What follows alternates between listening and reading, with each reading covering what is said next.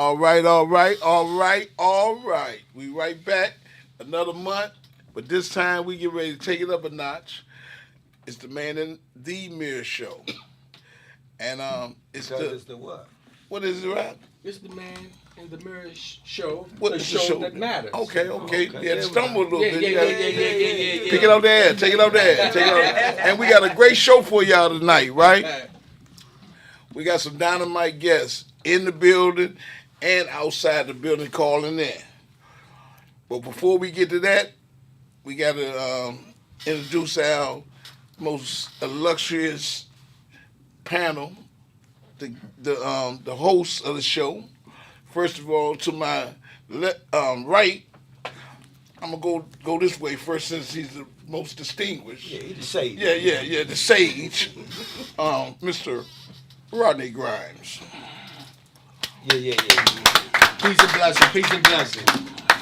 And then I would like to introduce, I'm going to definitely, because I kind of follow in his footsteps, I'm going to introduce Mr. Nate Jenkins. Hey, family, make me sing. Oh, man. All in my footsteps, you know my shoes are small. Hey, that's all right. That's all right. I just sit, I walk on the back of the So heel. y'all give me the illustrious opportunity to introduce the beauty at the table. I'm gonna give you Miss Amy. All You right. know what I'm saying? Beautify the moment. Beautify the moment. Oh, thank you. And introducing, well, we all know Boo Jones, big brother. Give us some. And tonight, it's always good to be around family.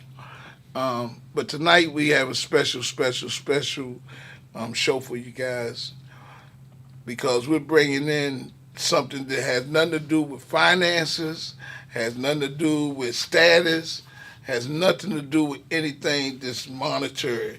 It has everything to do with everything that has substance to it, right? So the title of the show, and we do titles here. The title of the show tonight is Passionate About My Passion. That's enough said. And it's an honor for us to have these guys that we got in the studio right now. First, I'm going to introduce the young tycoon splashing on the real estate scene in this area, Mr. Reynard Martin. All right, man. Smart. Genius. And to his far left, need no introduction, but I'm going to do it anyhow. Television, just all up before all that, just an all-out genuine guy. And I know he's passionate. And I know he's passionate about his passion. Mr. Kevin Surratt Sr. All right. So before we get really into the show, we're going to let these guys tell a little bit about themselves. We'll start off with the younger statesman first. Mr. Reynard, tell us a little bit about yourself and introduce yourself to the crowd. All right, so I appreciate y'all for inviting me on to the show. My name is Reynard Martin. They call me Reynard, the state guru. I'm licensed in Maryland as a realtor, and I went to Virginia State, graduated from Virginia State. I actually transferred to Virginia State from a school called Barber Scotia in Concord, North Carolina. I was playing basketball. Transferred to Virginia State and got my degree in mass communications.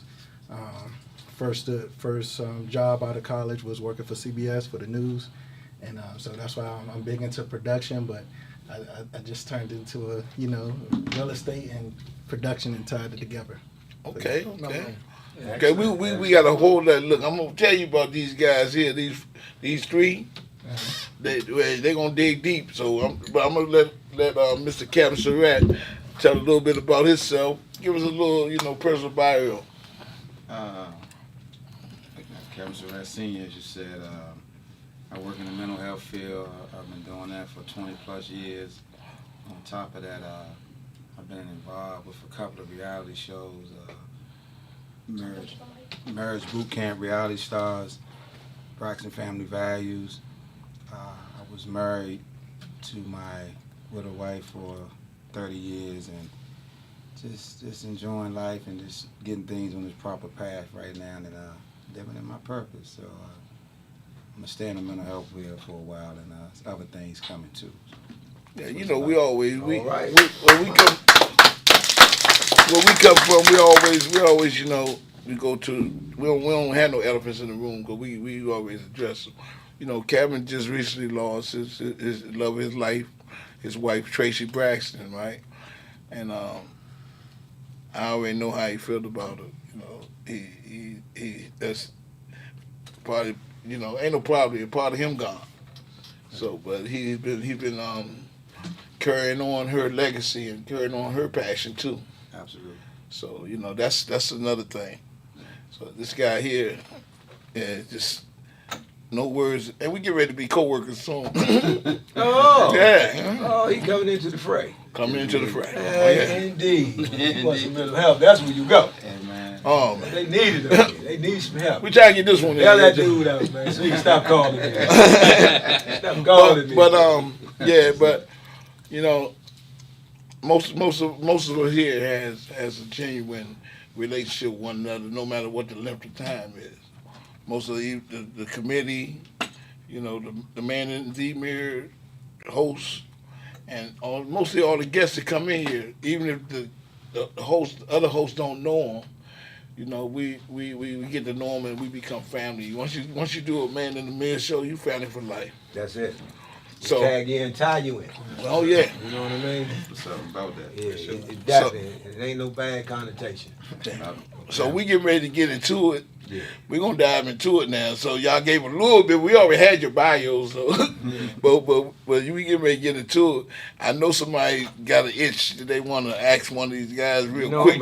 Already know. Dive in, Professor Nate. You got it. You know what I'm saying? Yeah. So I'm gonna throw it. I'm gonna throw it to. I'm gonna go this way around the table.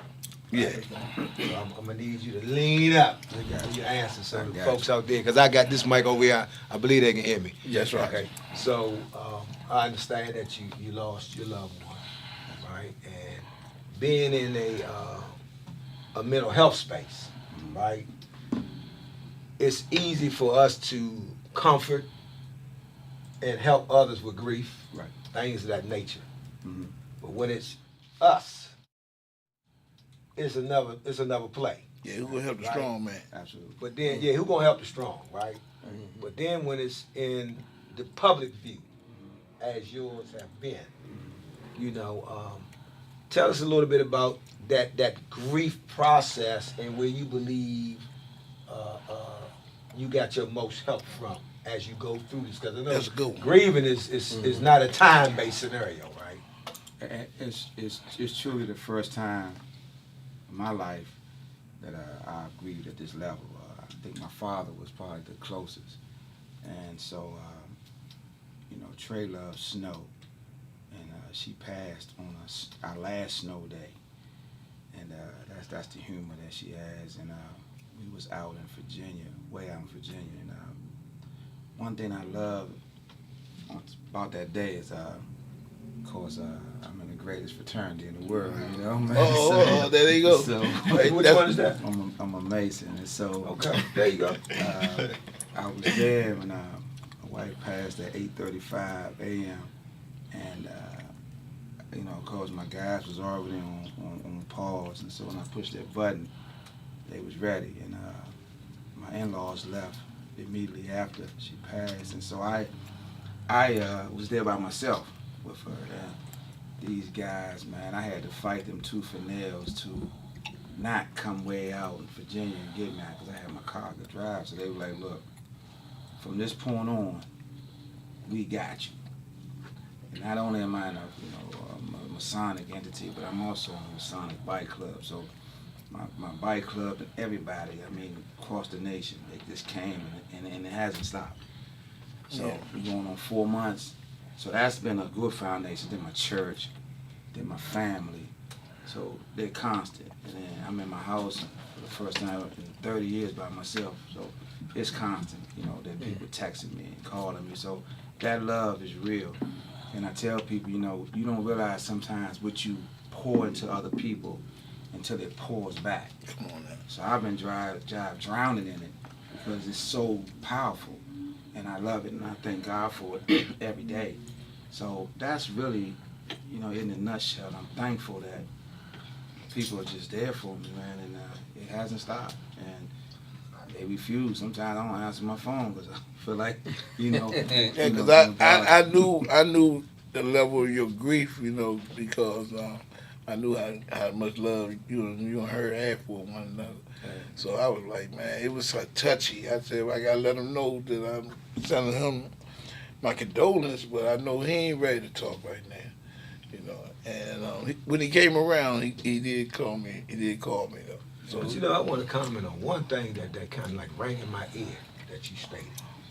You said when you pour out, you don't know how much you've done until it's reflected back and poured into you. Right. Her service. So good brings good. Her service showed To be observed will get you served. You talking about A helps B helps A the most? Say that again? A helps B. When A helps B, It helps A it the helps most. A the most. Wow. That's I can relate to that. Because I've been around a lot of deaf, and you see people mourn in these little small circles, or even by themselves, and they crumble. Right? They crumble. You gotta have more than you to support you through a situation that didn't include you. Absolutely. Wait a minute, it didn't include you. Right. You still here. Absolutely. That didn't include you. Not that part of it. Not that part of it. Yeah. So what makes you think you're gonna get through it by yourself? Because when you start doing something that's outside of your purview or outside of your ability to perform, you run head first into that wall. I understand now too that I'm living in it. That how people, if your spouse passed, how someone could just pass too. Yeah. I've seen significant others do that. Yeah. Exactly. So I've seen also on this journey how people pour into us. That's why I wanted to have the type of service that we had for her, even though Trey was cremated, but we had a service for her that showed how we touch people. We had fun. Yeah. Me and her, we were the turn up king and queen, and Right. that she made. She was in the club too, right? She was in the bike club. Yeah. She was, and she we had fun. So all that came to that particular service reflected us Yeah. and what we had poured into people. And some didn't want it to happen like that, but it had to happen like that because that was us. Yeah. You know what I mean? And so I thank God for His strength and His wisdom and His beauty in His journey, and I'm just thankful to this day. So I'm glad I was able to do this with you, man. I appreciate y'all. I can't wait. I can't wait until you get to the place, especially in the mental health field, where you're gonna watch your journey and those that you serving immediately, right? From a mental health perspective. Because Nate, Nate worked in the field too. Well. But Yeah, but when it blow up on you, man, it for me, I had a close death, like my grandmother died. And it wasn't until I helped someone who could not get through the loss of a parent or having that difficulty that I really mourned in a whole different way. I ducked it for a long time. I wanted to be strong and get through it. I had these siblings and children. I had to pull that weight. Felt like all that. But when I worked with this particular individual, just in the process of A helping B, coming back to A, right? I found myself driving on the highway, just flooded with the tears, right? And there wasn't nothing sorry about it. There wasn't no sorrow in it. It was just something that just didn't have the avenue to come out. and man, we talking about man, especially in the public life. a type of situation that happens in our life when we lose somebody so dear to us. Man. There's really no words. It really ain't. And no one can tell somebody how to grieve. Nobody can tell somebody how long to grieve. Say that again. Man, everybody, we talked about it before we came on the air, about everybody has their tailor-made journey. It could be similar. I can like empathize, and something that you go through. I really can't tell you how you should feel, or say I understand how you feel. I don't. I understand how I feel. But you know, man, you always gonna be here for you, man. As long as I'm still on the top side of the dirt. So this gentleman right here. Yeah. Let's get to the sharp dress dude, because they laugh at me when I come in with suits and ties on and make me wear this shirt that I always wear, put me in a uniform. You understand? Yes, sir. And then this dude gonna come in here with the groom beard and the haircut and the, you know. Showing off. Look, I just took all that off to put this shirt on. You know what I'm saying? I'm feeling a little. I'm gonna throw a little heat at you. So come on, man. Come on, I'm ready. Come on, man. No, but I like the fact that you initially said that you started out at one of those historically historical black Yeah. university. See, I heard where you came from, Yeah. where you started at, before the transfer. Yeah. That little teeny thing. Yeah. Nova Scotia, obviously, you heard Right of off it. 85. Okay. That little teeny thing. Mhm. A lot of people don't know that place even exists. No. But it was one of those Seed plant. post-slavery Mhm. universities that never got the funding. But they still survive somehow. Only because of the work they do. Mhm. Not because of nothing else. Yeah. Right? A So little you inch got, they could. a lot of people don't know, you got 101 or so HBCUs out there. That's right. But we hear about the Howards and the Hamptons and the Morgans and stuff like that. We don't hear about them guys. Yeah. But they do good work. Absolutely. They do good work. Well, they produced Well, he transferred, so he can't get all of it. He can't get all He got of his it. foundation there. Then he went over to his. the ones they heard about. He went over to, we say Virginia State? Virginia State University. One of the I ones ain't they heard gonna, about. I ain't gonna pull the Virginia clip. The- Anybody out there that went to Virginia State, get mad at me. I'm okay with that. He went to the sex school. Oh. That's what they call it. He know what I'm talking about. That's why he threw his head like That what they that. call it? Nah, I told him to dig at it, right? Nah, Did you nah, hear nah, that nah. shit? He digging Wait, something I I never never heard heard of. Okay, so the man say, He hold denied. up. Yeah, that must The be. man said he ain't never heard Hey, that. Stan, let me tell you something, man. I had an opportunity to go down to Virginia State, right? They recruited me hard. You feel me? They wanted me to play football, blah, blah, blah, blah, run a little track. But my buddy was a track star. He went down there and said, come on, go with us. I'm trying to pull him to Miami with me, you know, or even to Marquette. Because, you know, my boy had just won the national championship with Marquette hooping and all that. I figured we got this thing made. I ain't know how cold it was up there. Like, Yeah. so I went on a visit. Yeah. I was like, this ain't for black people. Yeah. I don't even know why y'all up here. Yeah, that's a Detroit deal. But then when I went to Virginia State, they was like, no, now here, you know, that thing on and popping. You ain't even got to ask. That thing fall out the trees. Whatever, whatever. They had no Stigma. No, but they had no scandal down there. That's why I Oh, said okay. that. They had a little scandal. Look, he know. I don't I'm know. gonna move over this way. Yeah. Okay, Yeah, they had okay. no scandal. No, I'm just joking. But Virginia State's a quality institution. Yeah. Quality institution. So I see so you over man, there simmering. What's Yeah. going on up in there? It's cooking. yeah. He real estate though, right? Yes. Maryland. Yes. Licensed in Maryland. Like independent broker, or you tied to somebody? I'm tied to Samson Properties. Oh, You done plug. You done gave him a plug now. No, we gotta do that, man. You We done gotta gave call it Samson out. Properties. Call it out. Are you specific to any county, or you do the entire state? What's your sweet spot? So my Let's my get you sweet some spot, my customers. market is I'm working Montgomery County, but Upper Marlboro and Bowie and Prince George County. Money. Yeah. So what you saying is yeah. no affordable housing. Yeah, so That's what you saying. That's my target audience is the higher end prices. No, So you that's say what I'm working you towards. do affordable housing, but only for those who can afford it. Yeah, that's it. Man. You get pre-approved, you call. I'm gonna dig on him, man, You because he get wearing pre-approved. his suit over here. Yeah. And I had to take mine off. Yeah. But I appreciate, one thing I want to say though, man. Those who can see us on Facebook, zoom in on this brother if you can. Zoom in on this Is that a brother right Windsor here. or not? Zoom in on this brother. I'm gonna tell you this, cause you are young, handsome young man, Thank you. no homo. No. Right, gotta put that out there. No, you good. I got 15 kids, so they already I know. ain't with you with that, man. But I'm just gonna say this, man. Yeah. Brothers who are successful, y'all can hate me if you want to, you know, I don't care. Look like you. Dress for success. Stressful. Say it again. Dress for success. Dress for success. Yeah. I like the bed, ain't nothing wrong with having it, but like you, I heard you say earlier, the grooming, Yeah. and all that. See, my grandmother always told me, my grandmother said, Don't dress for the job you got. Just for the job you want. Just for the job you want. Hey, look, That's right. I'm gonna tell y'all, and I'm proud. So we throwing plugs. This is my little cousin. Very, very proud of him. It's a family affair. Very proud of him. Okay, so you got to slip me that money that you slipped me. And this guy over here, this guy over here, base. This I don't even know if we blood, but I don't remember not knowing them. That's how long. And our families are like, basically right now, my aunt probably hanging out with his aunt. They best friends and all that. That's a good thing. You've been doing that since. That's a good thing. Just like Rodney. Rodney sitting over there. He's sitting over there.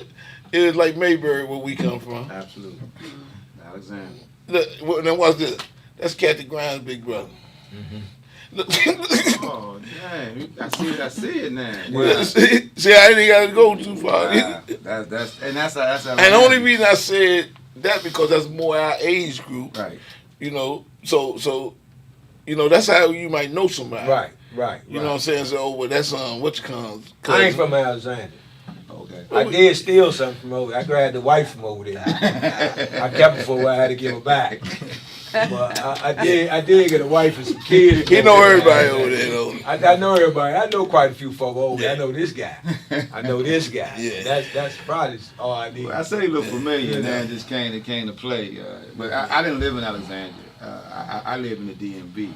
So I left Alexandria when I was a month old, and Southeast, all throughout PG County, Northwest.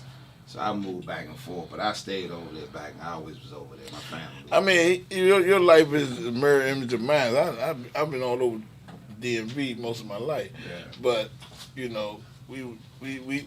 had something over there that I had experiences in other places. You know what I'm saying? Like I've been coming on Eastgate since I was 5 years old, and me and my cousin, we did that with each other. He would come to Alexandria. People know him. My cousin Fred, they know him since he was a little boy, coming out Cameron Valley, Shirley Dukes, and Uptown. Dale Ray. People know him. Yeah. But what I did experience was that we had something special over there, and me and one of the guys we grew up with, we talked the other night, and we was talking about how we appreciate our childhood. Absolutely. Like we had some diversity. But y'all were afforded a different childhood. I believe. Only because I took somebody from over there. Well, you think you would think. Now, I'm gonna tell you something. You would think because it got the word Virginia attached to it, that Alexandria was some. All that. That was far. That was far from the truth. That was far from the truth. I learned that later on. Yeah, that was far from the truth. But that was the image. But I'm just saying, with Rodney generation, my generation, even Cam coming back and forth with his generation, man, it was some thorough people, man. We had what y'all had thorough women and men. The difference in the upbringings between Alexandria and say DC, y'all had a real community. That's what I'm saying. Yeah, y'all had a community because people stayed. Yeah. They weren't as transient. Because, see, I lived in every sector of Washington, D.C., Philadelphia, I'm going to be honest, the love was more genuine. Well, like, had a community. I done seen dudes over D.C. Rob their brother with their friend. Yeah. That ain't happening in Alexandria. Right. And that's the point that I'm making. We not robbing my brother. So we ain't doing nothing crazy. But didn't you just say this man was like family? Yeah. And y'all knew each other all these years and stay plugged? Yeah. You couldn't have that in a transient environment because my neighbor would change every 2 to 3 years. Right? Yeah. Only way I would see little JoJo again is I had to go cross the bridge where they relocated him or go-go. Or a go-go or something like that. So I went from, the Ridge Roads, the 37s and all that to the Potomac Gardens, the Capers and all those places throughout my lifestyle. Well, I moved around Alexandria like that. But Alexandria still is a small enclave of individuals. The black community in Alexandria is a black community. That's one thing I really appreciated when I started. You lived over there, Yeah, I lived over there for a minute. So when I did, I really appreciated it because I Alexander, identified what I was missing as an individual. Because my children started, I started raising my children over there. Okay. Right. Well, what you had to say? I'm gonna tell you what I did. You know, this was back in the OV days, and when we was at the Go-Go's and we was doing our OV thing. means ovation, baby. I know Ovation, man. We had him up in here. Yeah. I know. Come on, man. I'm gonna go. He said, but look how he said OV days. OV days. Yeah. That was big to y'all, small to us. But I understand. What year was for the that? trip. Oh, What year We was talking the 80s. Go savant here. 80s? You really want me to tell it? You really want me to tell it? Throw it out there. That was the late 70s, early 80s. There you go. It was the I 80s. wasn't even born. I remember the OV days in the 80s. You weren't born either.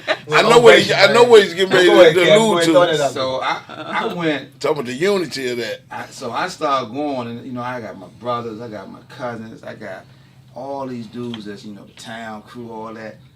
I'm looking at these dudes, they were tight. Well, no suckers. They were tight. Yeah. They, you know, some went, they went. So I moved, I went back to Maryland, and I'm out there, I'm telling my dudes, listen, man, them folks ain't out there, don't play with them, man. They ain't in my family, you know, because they were beefing with one of the neighborhoods I ran with. I said, don't go out there thinking they suckers, man. So here they go. They go out there about 2-3 weeks later, thinking they can just run up on them, and they met that raft. You know what I mean? So they was like, oh, okay. Talking about C Plaza. I remember what happened. I say, okay. I mean, I'm sorry that happened, but it was a couple of casualties. Yeah, it was crazy. It always is. On their part, on their part for coming out there. Yeah. A couple of them ain't make it back. But I tell them, you can't just go across that bridge. Just this video this dude just did talking about D.C., Maryland, Virginia. It's real funny. Then you got the little Baltimore dude that stick his Oh, I head seen out. that You joint, seen yeah. that joint? Yeah. That was fun. I'm gonna show it to When you. they said, no, you got your own thing. Yeah. Talking No, you about couldn't get in an argument. Talking Yeah. about his aunt and, you know, his sisters and all that stuff, you know. But and I lived it. But I took that model. I say model. And when I started my crew, and we were tight, you know. We go like, look, man, them dudes from Virginia, this how they roll. Then we met up in the Go-Go's a couple times. This is what I tell So- people. I said, there's Virginia. I'm from Alexandria. It's a difference. It's a It is- difference. it's a It's a difference. Oh, yeah. Because Alexandria is you a go- community. Now listen, I'm gonna It's tell a you. I'm family. gonna tell you. They tight and other places surrounding there and everything. But it's stone cold men come out of Alexandria. Trying to tell you. It's stone cold men. Like this is what I always said. And I got a lot of friends from Southeast that I love dearly, and they'll tell you. And I done brung them out there just like I done brung some Alexandria dudes out Eastgate and 46 and all that. I done brung them out there because I got ties with them just like I got over there. And most of them would tell you, if you take that part of Alexandria and set it Southeast without the restrictions of the police, like they had in Virginia, you had one of the wildest neighborhoods you ever seen. If you would took that community Right. and put them in Southeast, the same dudes and women, and take that restriction off, with worried about the police and all that, it wouldn't be a nice neighborhood to really go through. And I ain't bragging on it like that. What I'm saying is that it's It's a good stigma. thing they It's stigma. did. Yeah, I'm glad they did. It's But a good it's a thing good. they did. It's stigma Yeah. on things in life, and that's what we're talking about. It's a stigma on different things in life. Just like don't nobody know this guy, you know, and he's in the public eye. I know him, so I watch TV. Me and my wife would tell you, I watched yesterday. Man, Cabin ain't nothing like that. Cause you know, when you in that media, they gonna try to paint a picture of you, and I said, man, That's for them, it ain't for you. I said, man, look, I tell my wife, I said, see how laid back he chilling? I said, he doing that on purpose. It's called resolve. A lot of stuff, you know, because I'm telling you, when you get into that level of media, they gonna try to pick anything, Be careful on how you move and what you say. anything. And you know, when you live in your purpose, and I'm glad y'all have that. When you live in your purpose, it's real important to know who you are. That's right. See, I remember what me and Tracy went through. You know, from day one when we met in 1992, 93, and I remember, we went through a lot. The first year of our marriage, she was in Europe. I got our baby. You know, people don't talk about that. Right. You know, she on a what was it, a European tour? Yeah. With Tony, and so our ground floor to life. You know, God prepares us and get us in the proper, you know, mind of things, and we move like that. Yeah. We knew that about each other. I look back on the 70s and the 80s, the things that I was able to absorb in my sponge, and just, you know, when it started to pour out, it sprinkled real beautifully, right? And so then I look at our son. Yeah. You know, our son, you know, he married, you know, he had a baby. Like this young brand new man house. here. Right, he living Yeah. his purpose, and Yeah. he just living, but we Ain't not married yet, but we talking about you. Oh, yeah, you because got he went to Virginia State. He ain't married yet, He right? ain't both. He went to Virginia State. He ain't both get married yet. That ain't Hey, look, hey, cuz I can't hold you on this. It's starting to come out. You know what I'm saying? It's starting to come You know out. what I'm And saying? then you said our other little cousin went there too, right? See? Nate, Hey, Tom. Nate, Hey, turn. I'm sorry, man. Boo. I'm sorry, Boo, man. I'm telling you what it, man. I'm look, sorry, man. I ain't let none of my kids in there. I got daughters. They can't go down there. They can't go down there. Hey, but we We know how to don't see even, it. we don't even take Petersburg exit. We just, you know what I'm saying? We gas up before we get to Richmond, you know. And I got daughters live in Richmond. And they're like, Dad, we thinking about Virginia. Stop. Hey, look, let me quarterback a little bit. Y'all over here quiet with y'all shoplifting. Hey, man, Y'all I'm just shoplifting. taking it all y'all got a in. camera over there. Yeah. But, Come on, hey, put the turn. camera over here. I want to 70s, hit I him real wasn't born quick. in the, I want to hit him the real late quick because this young 70s, man right so, here you know. is doing something that we need to promote. Oh yeah. Not the real estate part of it, but the purpose part of it. Yeah. The passion part of it. Yeah. Right? Because he stated that he had a degree in something else. Yeah. He found his purpose. His Now passion. he found his spot, his niche. Yeah. Yeah. Okay, so I'm one of them same jokers, right? So I come up doing some other stuff, and Brad and my family had to be this type of person. Mhm. And I got educated and got into IT and did some fabulous things, got some patents, all kinds of crazy stuff, right? Yeah. I ended up in mental health. Then I ended up in some other spots, Mhm. right? But I had to find my passion. Well, just like substance Right. abuse been my passion, right? Right. But I ain't even really realized until after the death of my daughter and then working at where we working now, that it was one and the same with the mental health, right? And so I believe that my life is God guided, and He guided me to where we at now, right? And man, it's so clear. It's so clear that that's been the same passion. So how you get from there to where you at now? Yeah, how that And happen? don't tell me it was the money, Oh no. because that's just like No, gas in the engine, but it ain't the engine. it's a funny story. So I was working for CBS for the news. Joined a fraternity, Omega Psi Phi fraternity. Oh, you had to do it. You Woo! had to do it. Yeah. You had to put them out there. Yeah, moved to the brass. And then I end up coming back here, working in the IT industry. And I actually just left my job last week. I just quit. Yeah, because like you said, it's passion. It's a passion thing. I had to talk to my managers and ask them like, hey, I need this amount of hours, and I needed to be out the way of my stuff. And pretty much when they was resistant, you know, I took that as a sign. I was also talking to somebody that's a realtor I met a few years ago. But she was a Raven cheerleader named Brittany. She do Women in Real Estate. She runs Women in Real Estate, and she told me, she said, "Man, you always tell me you're gonna quit. When you gonna do it?" So when someone call you out, you know, it's like looking, like you said, man in the mirror. So you look. Nice plug. Nice plug. Nice segue. Nice segue. We talk about a lot that we gonna do, but when you gonna actually do it? So instead of talking about it, I just decided, hey, I'm gonna jump out there on faith. So that's what I'm doing. So can you tell them people stop texting me and shit, man? Man. I'm saying some probably jokers, man. They keep hitting me up because I threw some things out, right? Yeah. 'Cause I'm one of those people, right? I own a lot of real estate, right? Okay. But I'm also one of those dreamers, Mm-hmm. right? So I don't look at real estate I can afford, Mm-hmm. right? So you can find me on every other Sunday, Yeah. Great Falls, Mm-hmm. Potomac, Yeah. Okay. You might see me out You there. can find me in Oh. Beverly Hills. That's right. You can find me on Star Island, Miami. Yeah. You can find me everywhere they say a black man ain't supposed to be.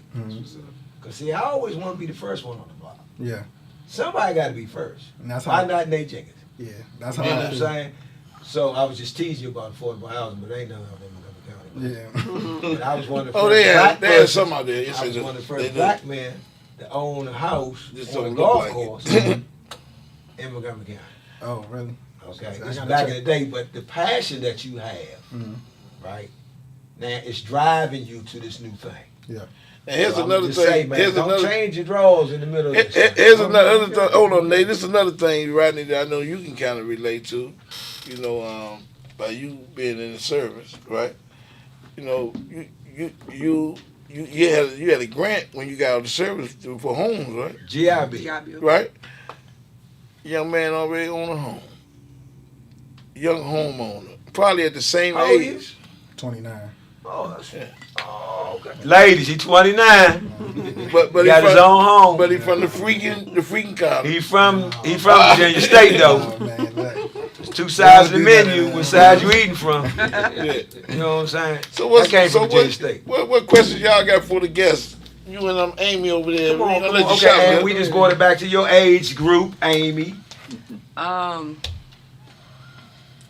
Gosh, I was literally just taking in the conversation. Come back to me. Go ahead. Go ahead. Well, me personally, I'm sitting here listening to everyone talk about, and we talking about passion. I'm passionate from 100%. Come on, man. So me personally, coming from Alexandria, I served in the United States Marine Corps, right?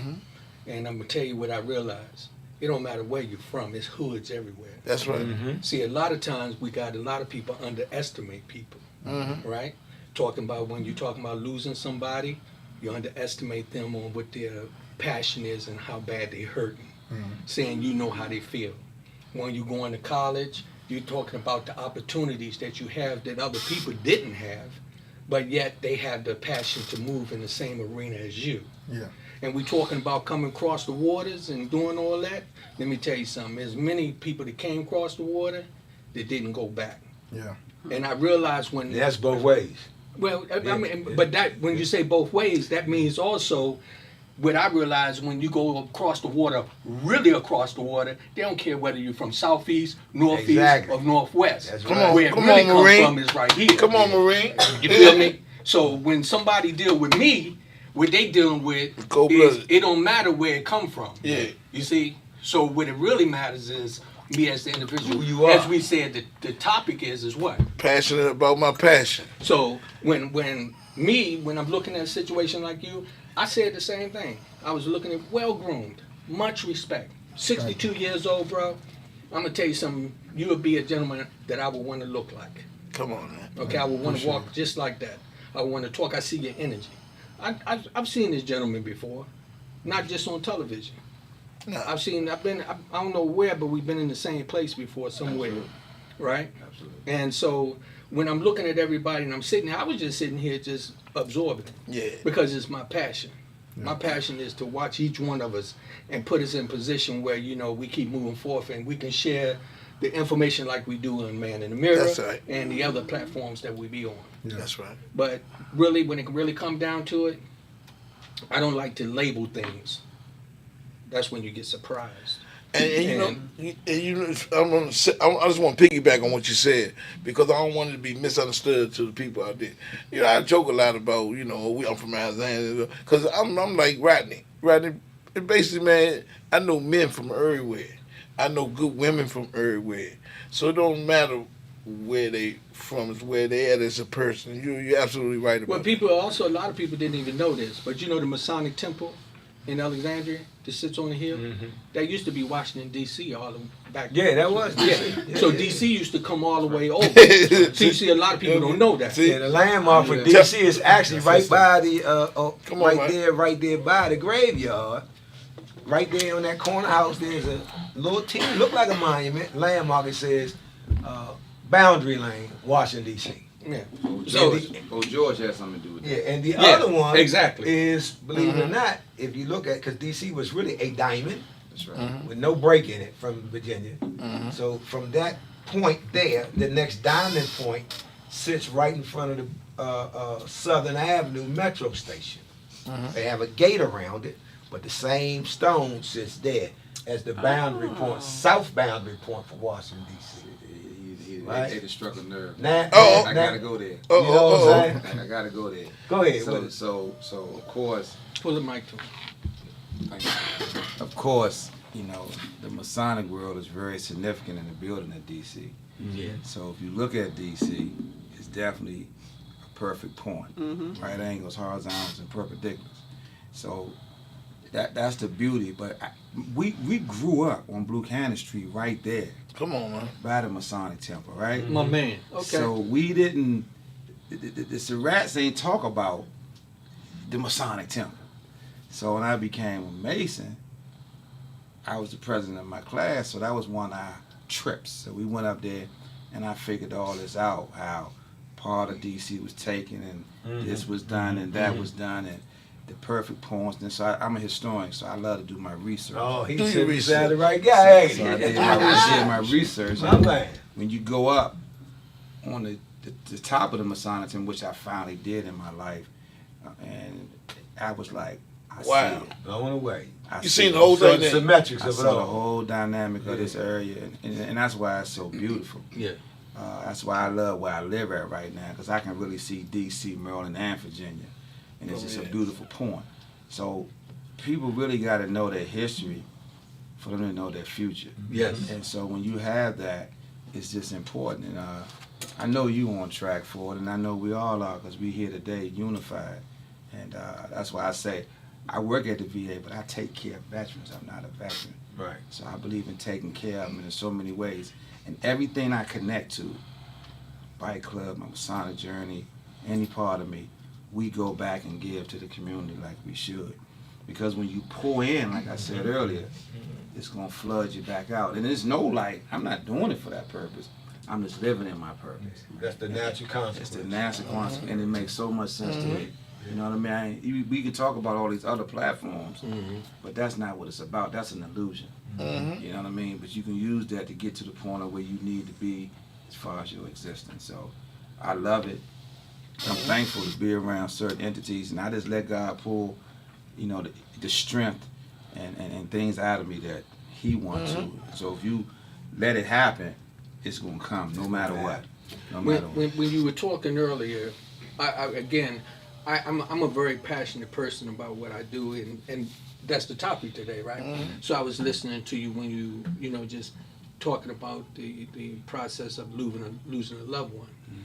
Many of us have been going through that, and this applies not just with life, with death, but passion comes with life. So while we're sitting here, you really want to know, I'm a thinker, and sometimes I start to feel people's energy. So I was sitting here, and I felt your humbleness. That's what I felt. What Nate said earlier, you said when you was talking about how people was leaning back and giving to you when you needed it, it's because that's what you gave, right? You reap what you sow. You reap what you sow, and that's why the gentleman here, as you talking about and looking where you are right now, somebody sold into you. Absolutely. Somebody did a great job. But also now see that just your demeanor. I checked you out, how you responded, your energy. I'm big on picking up on people, and I felt your respect. Yes. But I have that for you as well. So we all passionate at what we do. I've known these guys. I know all Boo family. I know Nate back. You know, Nate was one of the entrepreneurs in the music business, run around here throwing money around and some other stuff. You know, and even Amy. I was talking to, watching what she's doing. Yeah. It's passionate in everything. Yeah. The good thing is for the people that's paying attention, is to know that we are in a very, very crucial time, and being passionate is very important. Being passionate is being present. Yeah, there you go. I wanna give some kudos to some passionate people. They're doing stuff in the communities. Like they got the pep rally for Peace in the Street. I had the opportunity to speak there a couple weeks, and I spoke there last year, and I'm supposed to be speaking there coming next week. People like that, man, we need to all get behind each other. Yeah. You know, just like man in the mirror, what we do here. You know, this is like a dream team for real, because it's a bunch of strong, passionate people. The host here. You know, I know for a fact what each and every person, you know, does when they not around, you know, the table right here. And they passionate about it. And if you're not doing the stuff that we doing, then you don't understand what goes into it. Yes, man. You don't understand the ridicule, the backbiting, and the sacrifices beyond monetary money. Yeah. Not to mention that. Not to mention the money. But but beyond that, I mean, the stress on relationships. Yeah. He knows about that on another level. So how old are you, sir? I'm 29. And Amy, if I may, I know you're not supposed to ask a woman, but I know I'm old enough to be your No, father. just so- say what range you in. Yeah, right, Dave, what range I are you? said I'm fine. 44. I'm 44. Oh, You doing yeah. good? I thought you was younger than that girl. But the reason why I That's said good. that, That's good. That's good. no, you're leaving him hanging. He trying to duck you. Damn! Amy! Give me one!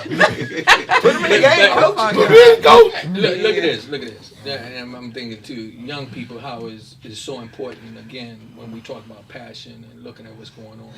We're in a time where we got to be prepared to understand what Do we got a call? was at the table.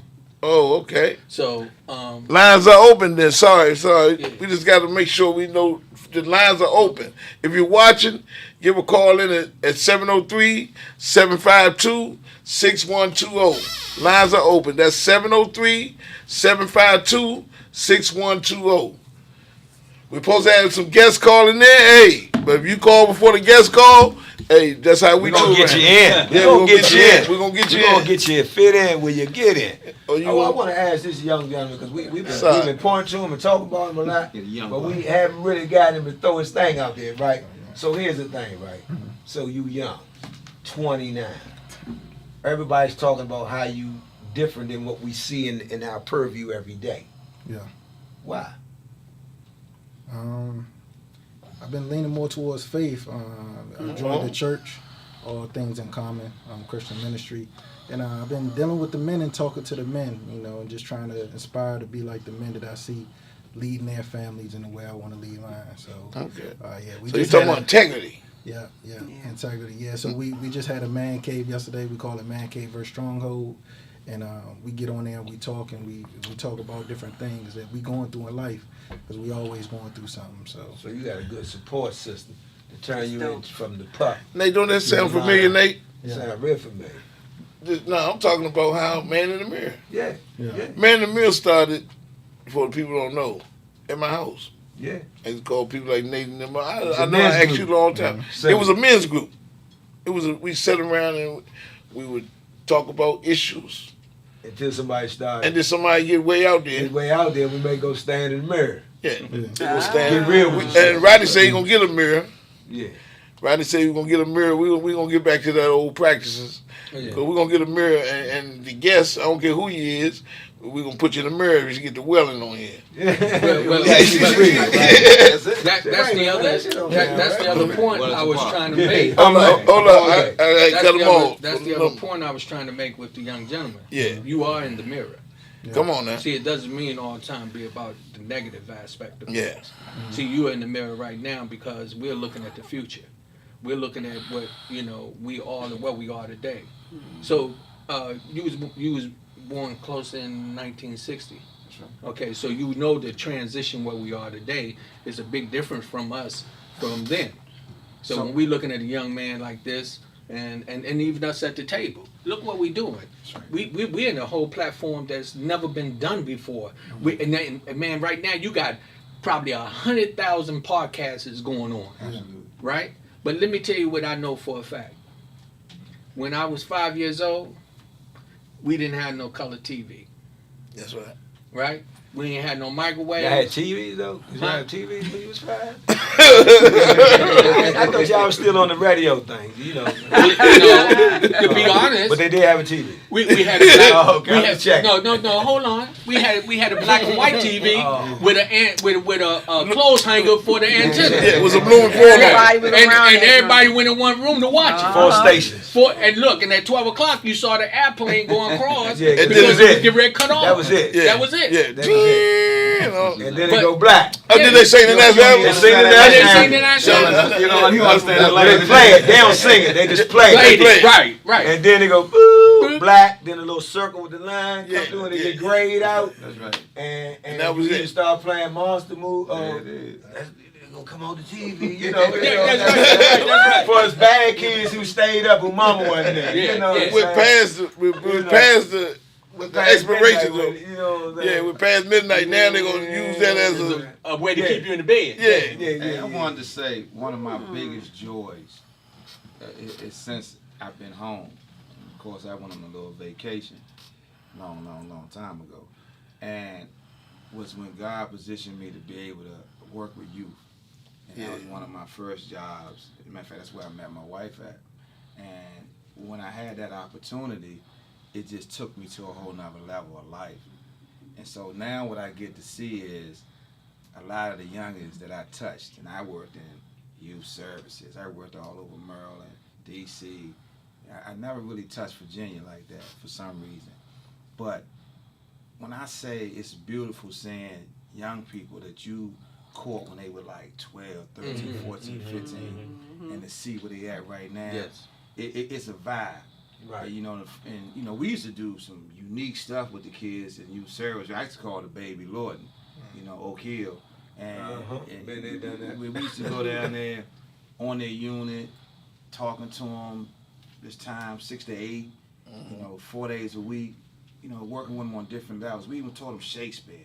You know, we taught them all types of stuff, took them to the Shakespeare Theater and shackles and handcuffs and worked with these youngins. But it empowered them to see life totally different. And, you know, my wife was into dance and theater and all that stuff. To teach them that. She taught them that stuff, and the team we had, it was just a beautiful experience. It's something we talking about passion and about real passion. Yeah. So we was talking before, then we talking about finding your passion. Yeah. Once you find your passion, like my dad, you know, he only gave me a couple jewels, but he gave me some. This one right here was a real good one. He said, I told him when I started working in the field of recovery, right? I said, Dad, I don't mind getting up in the morning. I said, I love doing what I do. He said, well, you ain't never got to work again. Right. And that's one thing about your passion. If you're doing your passion, It ain't it's work. not work. It's not work. That's right. It's not work. Somebody was just saying that the other day, as I'm contemplating on return this year. They were saying, if you wake up in the morning and you're not feeling good about waking up and going and doing what you do, you know, you're going to get to a point where you're going to start looking to dying. You're not going to want to live. And what I keep going back because you're the youngest at the table. That's where we got to start to inspire them. Absolutely. We got to inspire all the other guys. Because, see, I'm going to tell you something that really bothers me. No disrespect. I don't want us to get this, allow the stigma to keep going out that we got to think about being tough and going through the suffering of the being in the hood and all that, because each one of us, we had some very, very prominent things that got us to where we are today. That wasn't of a negative energy. It was about, you know, us, what we have in us as people. Yeah, stepping out on faith. And even with yourself. Yeah. I mean, as a woman, what is it like for you? Looking at where we are today with the passion. Do you see us coming at you with a passion of respect or disrespect? With a passion of support or no support? How do you feel about that?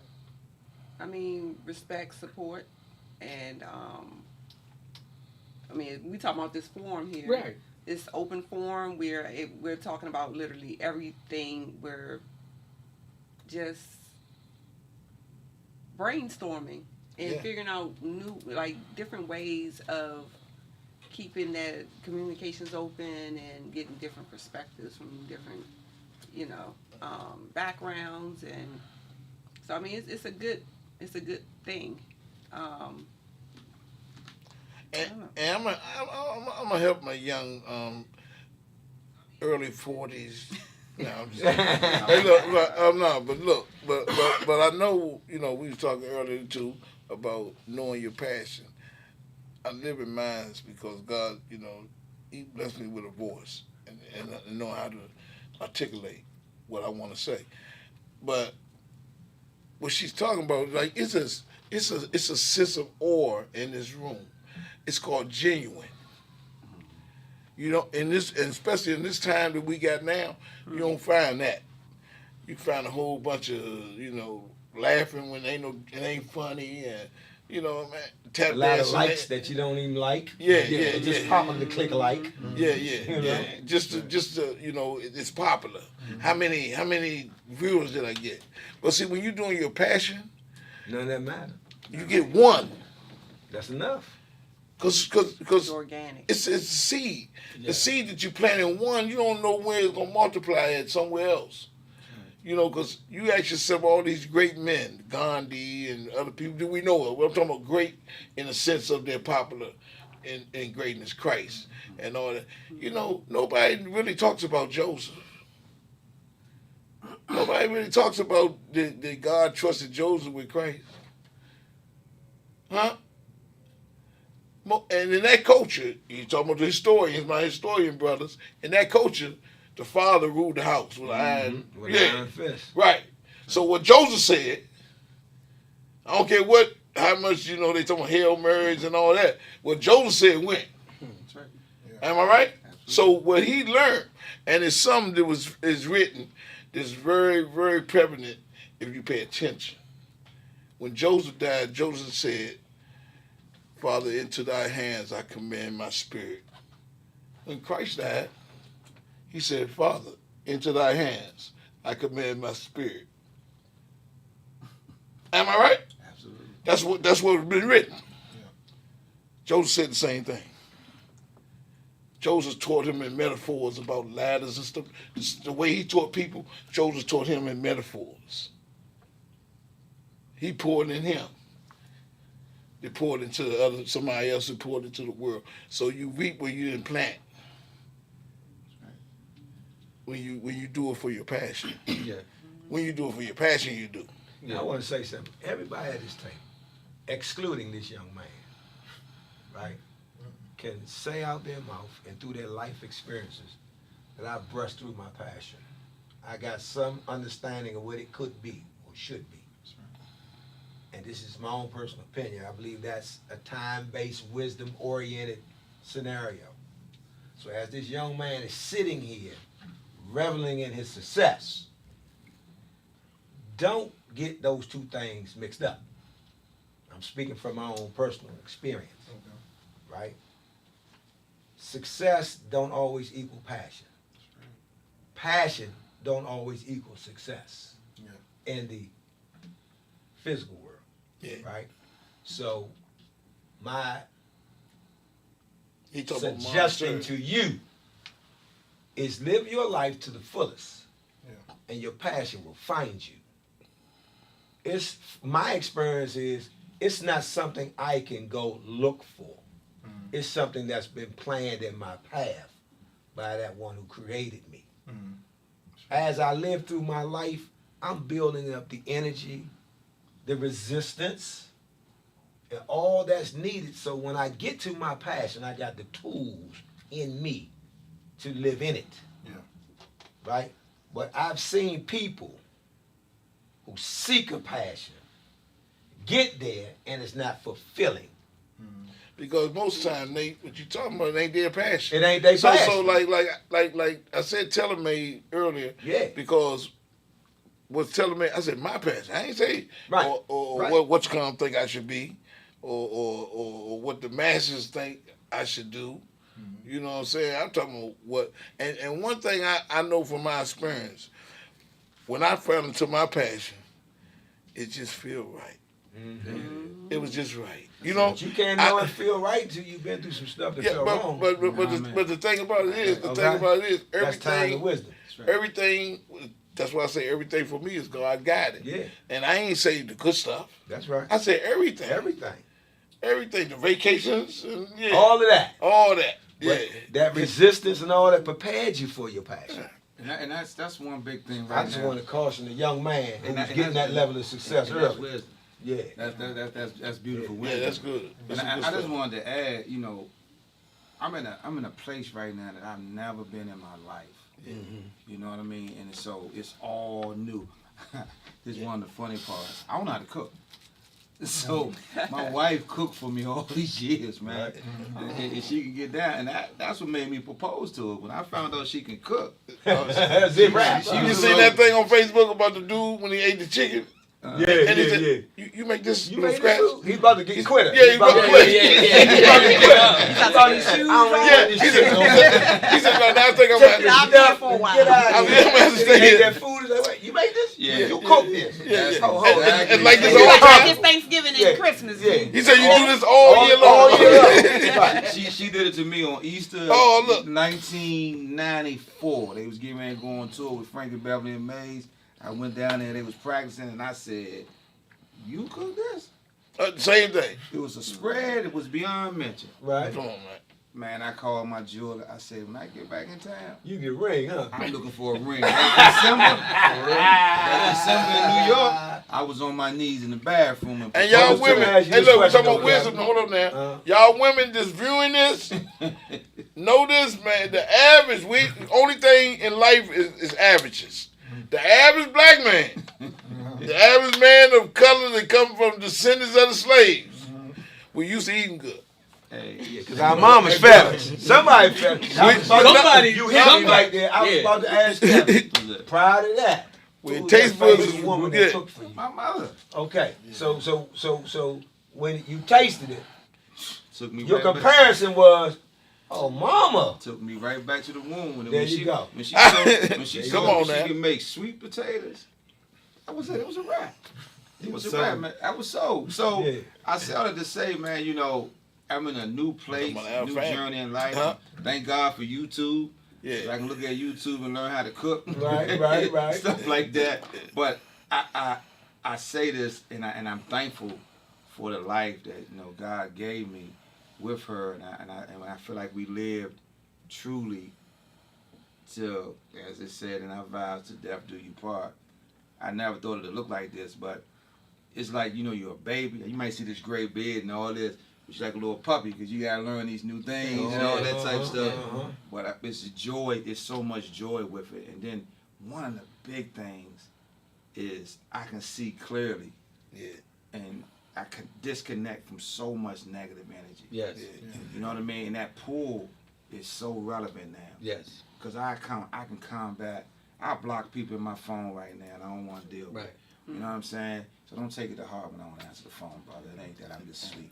But I would block you first if I don't want to deal with you. But the beauty is that's where God has me right now in my purpose and learning these new things. And it's so wonderful to have that energy and drive. And you said something earlier about mourning. I know my mourning is minute by minute, day by day, because I know I haven't.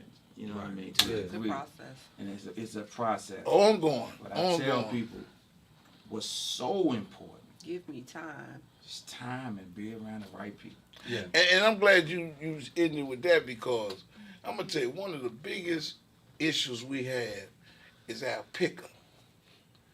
I'm telling you, this is one thing I know, and I thank God for discernment. Because I see you a snake, and my wife would say, "Well, you deal with them too long." Nah, because my way of seeing things is not like most people's way.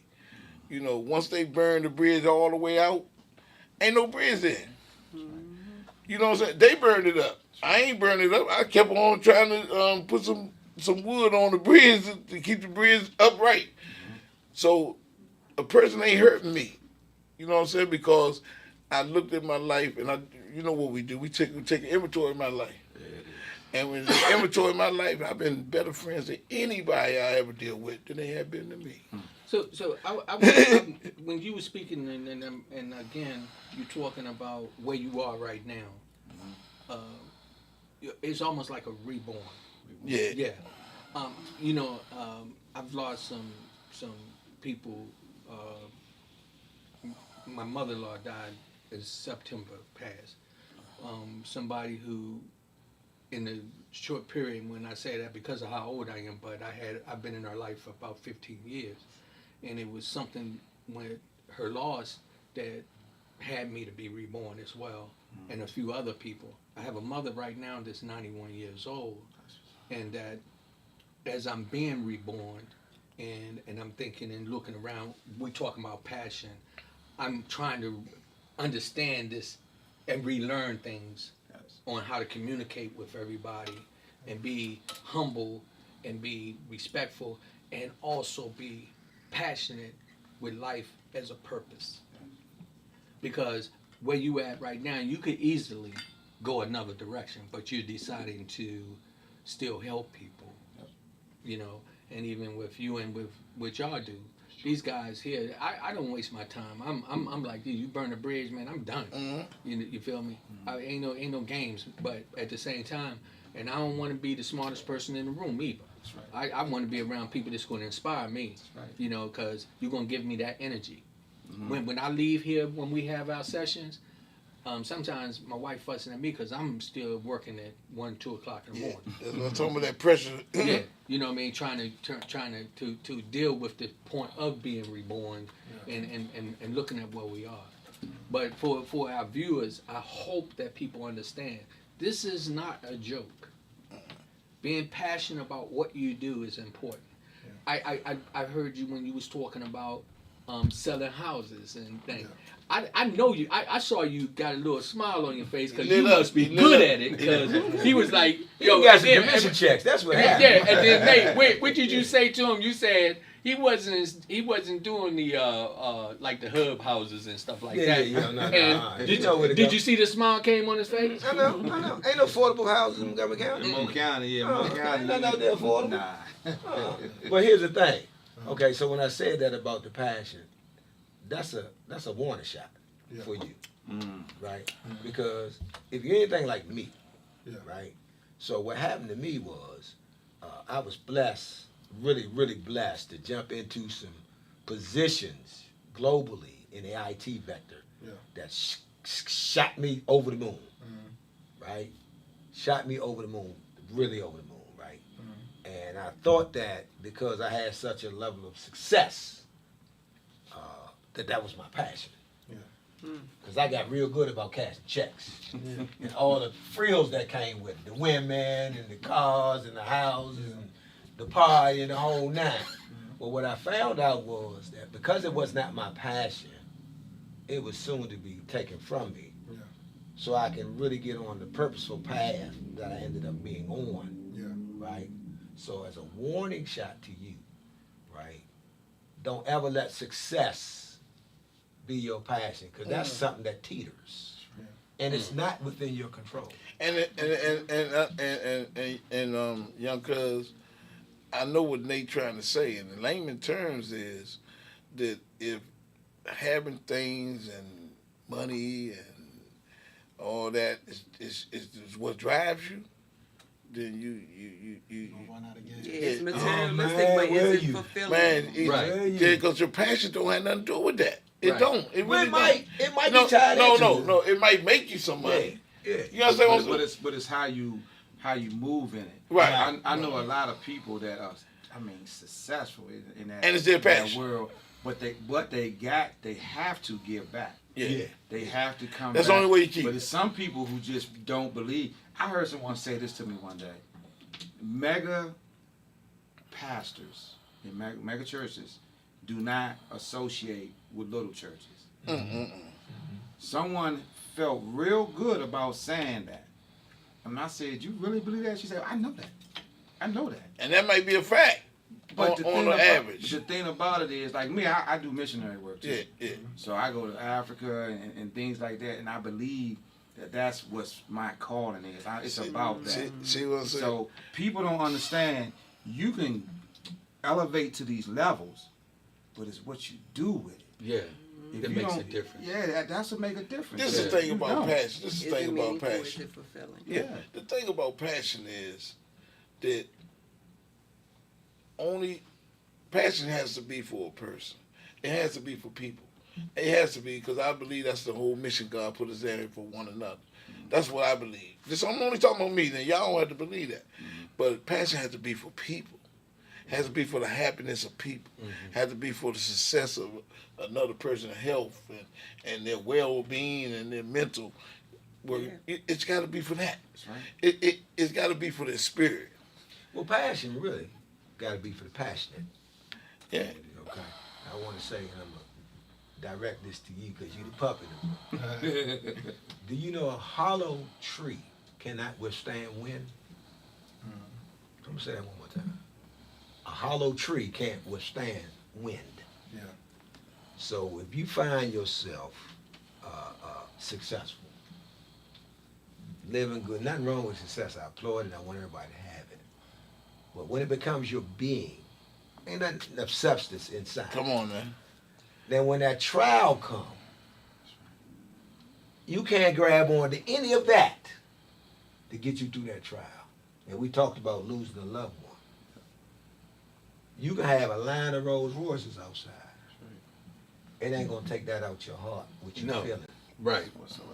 right. You can bring in all the strippers to help you forget for the moment, Absolutely. but it won't do nothing but filling it whole In the quiet time. in you. And for those who might That not hollow believe, tree. only God withstand fits in that spot.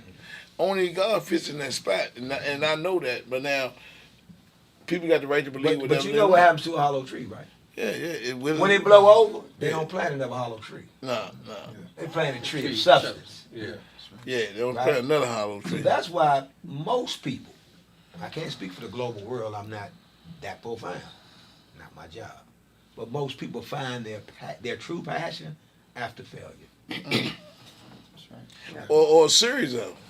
Yeah. Well, failure in regard. Yeah. Like, for instance, Boo, your passion, my passion, Rodney, your passion, Kevin, your passion, Amy, your passion. Whatever your passion is today, I can guarantee you can look back and see the ingredients being cooked up in the pot as you talk about cooking, Yeah, yeah, way before you got there. yeah.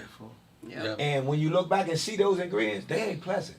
Yes, It ain't a lot of pleasure That's right. in building your passion, yeah. That's right. right? I know for my passion, it was the total opposite. I started off trying to get into the cosmetology field. Went to school, spent thousands of dollars, put myself through school to get into laboratory work. I was introduced to work with the American Red Cross, learning phlebotomy, blood donations, things like that. Didn't know anything about it. Got in. 22 years later, I worked for multiple laboratories, ran laboratories, and everything. That's where I came from. And I have experience, and people are comfortable with me servicing them and trusting my work ethics. And to reflect back from when I was a young adult trying to figure out what I wanted to do with my life, I didn't figure that out until I was 24, 25. Yeah, that's pretty early. I really didn't figure out what I wanted to do, and I still felt like it was something else I wanted to do until the pandemic, or a little bit before the pandemic, where that goes into the videography and stuff that I do. So I'm connected to a lot of the go-go bands, a lot of the comedians throughout the DMV, and it took the pandemic to hit where a lot of people weren't going out to the venues, but I was still going out. And so I decided to start recording Bring it to and them documenting and bringing it to, and then that's what, in your own special way. yes, Yeah. yes. Yeah. So I always had a YouTube page. However, I didn't ignite it until the pandemic. So started posting a lot of my content on there. People follow, people all over the world literally look forward and have told me on there, I literally look forward to your posts because your videos, because it feels like I'm in the go-go. It feels like I'm at the comedy show. It feels like I'm here, there, whatever. And it's so, I mean, I feel like I'm trying to word it like, it's not about money. It's what I love to do, Right. and it's fun. And I meet so many different people, and I have I love what I do on both. And it's like, it's weird because it's like laboratory entertainment. Right. And when I tell people that I do all of that I do, they're like, "Are you serious?" And I'm like, "Yeah, yeah." You wouldn't think that you would catch me drawing blood or spitting off samples and collecting stool and see that, and then you turn around and I'm here. I'm got my cameras out. I'm at the go-go. I'm doing my thing, or I'm at a comedy show. Like, it's like She hit something. You just hit something, and that's it's fragmented with me. Like, it's so many different. yes. Yeah. And that's my life. Yeah. You know, people see me in so many different ways. You know, you ride a motorcycle, you work at the VA on a mental health unit, you work at youth service with kids, you do a reality show, you do movies. But I feel like I'm living in my purpose because I'm giving, like you talking about Lawton, and I just shot a movie down there playing a lawyer, and I just feel like when you living in your purpose, you giving these things and these properties, and you can empower people around you, and that's what it's about. Some people just they want to stay right here, and they don't care nothing about the other stuff around it. It's just sort of like an illusion. They go in it and they live in that moment of it, then they done with it. They gone and they don't think nothing else about, you know, giving. Like I use the mega churches. You know, they go out there, and I watch Joel Osteen every Sunday. And he gives his stories and things of that nature. But you wonder how much is being given at other levels in these people's lives. To me, I can't live like that. My man. I don't think God is going to allow me, the God that's in my heart, is going to allow me to live like that. And that's, again, I go back to my wife. That's what I loved about her. She can go to this level, and she had the ability to come to this level and bring people up. And one of my passions is about making great people better. And see, and I'm That's glad it. I'm glad you said that, man, because that's my wife would tell you that's the mentality I got. If I talk to President Obama, I kick it to him the same way I'm talking to y'all. Right. I don't get starstruck or what you got and all that kind of stuff, and I treat the clients the same way I treat the CEO. That's it. So, like, you know, we have some kind of things. Some people, they'll look at where the position, because I like to be on the floor. You know, I can easily be in the back or do the supervisor job. We got a call. But I like to be with the Who we clients, got? though. You know what I'm Who we saying? got on that phone? This who we got here. Who is that? Welcome to Man in the Mirror. What's going on, cuz? How you doing? Man, what's one is this? This John Ledbetter, man, joining in. How you doing? How What's you doing? up, cousin? Now, Man, I'm let me good, let y'all man. know Glad who to be this on the is. show. This is my father's a Ledbetter. So everybody know it's Boo Jones, but my father's a Ledbetter. This is my cousin Joseph Ledbetter, who played football. This is his youngest child, and Joe was at Virginia Tech. He played at Virginia Tech, come out of T.C. Williams. This is his youngest child that I am extremely proud of. Me and Joe was like brothers. Joe passed away when he was in his early 30s. And he worked at one of those things that you do with the youth. Okay. But this child here never got a chance to meet his dad, right? Because his mom was pregnant with him during the time when his dad passed. And just recently I got an opportunity to connect with him and his brothers. And me and a couple cousins Went down to see him play in the Senior Bowl. He come out of Georgia, Bulldogs. Him and his other brother played. But this one here is the first one in the family. And we come from a whole lot of family, great athletes. Nate knowing my uncle Fred Ledbetter, who started the boxing team. Joe was great, you know. A lot of great athletes, you know. But he's the first one that made it to the league. He's playing right now. He went to Miami, but right now he's on the roster of the Arizona Cardinals. So, cuz, talk a little bit. Yeah. Talk a little bit. Tell a little people about yourself a little bit, cousin. Man, cuz, I appreciate that, man. Well, just a little bit about me. Basically, you know, I was born in Jersey. My mom, you know, she moved us to New York after that, so I lived up there for a couple of years in Queens, and then I ended up moving to Maryland for about a year. My mom was in the military. You know, it was me, my two older brothers, Josh and Joe, and then she ended up having my little sister. We were in Maryland. That's when she retired from the military. And then my granddad on her side ended up passing away around that time as well. So we ended up moving to Georgia to stay with my grandmother. And I went to high school and middle school out there, and I played ball, got into it, got pretty good.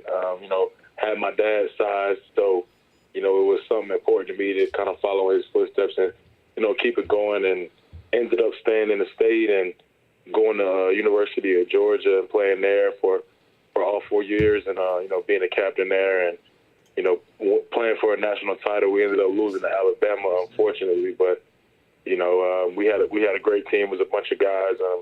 You know I was happy to lead those guys, and then I ended up going to Miami 2019.